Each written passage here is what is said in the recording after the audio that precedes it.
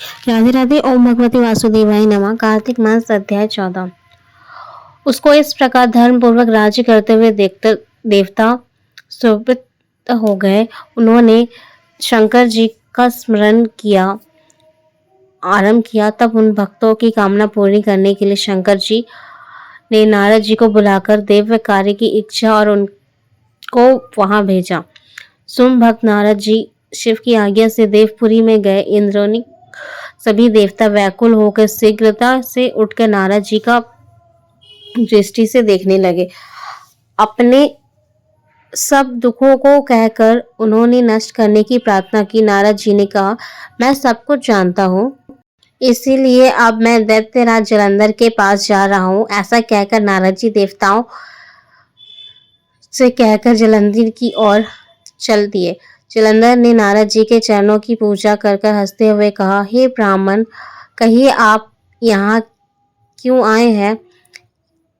मेरा योग्य जो सेवा उसकी आज्ञा दीजिए मुझे। नारद जी प्रसन्न होकर बोले, हे महाबुद्धिमान जलंधर, तुम धन्य हो। मैं स्वच्छ से कैलाश पर्वत पर गया था। वहां 1000 योजना कल्प वृक्ष का वन है। वहां मैंने सैकड़े कामधुनी और विचरित देखा तथा वहां यह भी देखा कि प्रकाशित परम दिव्य अद्भुत और सब कुछ सब स्वर्णमय है।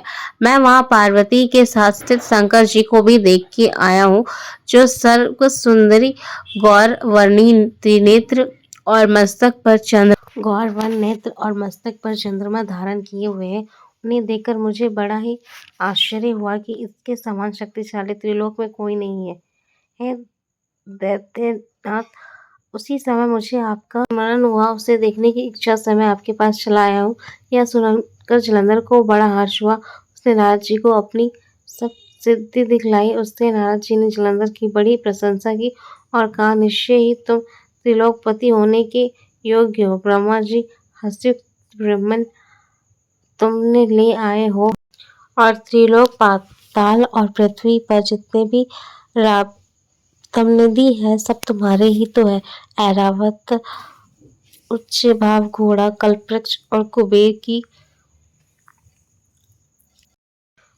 की निधि तुम्हारे पास है। मनियों में रत्न और ढेर से पास लगे हुए, इनमें से बड़ा प्रसन्न, परंतु तुम्हारे पास कोई ऐसी स्त्री रत्न नहीं है। उसके बिना तुम्हारा यह सब फीका है।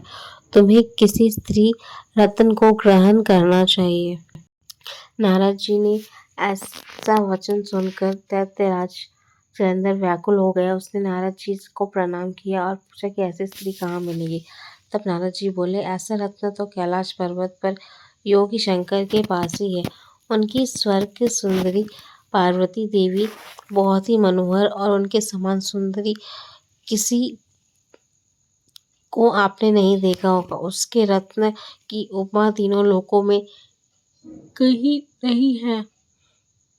देवर्षि उस दैत्य से ऐसा कहकर वहां से आकाश मार्ग की ओर चली गया। इसी के पश्चात कार्तिक मास 14 अध्याय तत्पर पूर्ण हुआ। राधे राधे।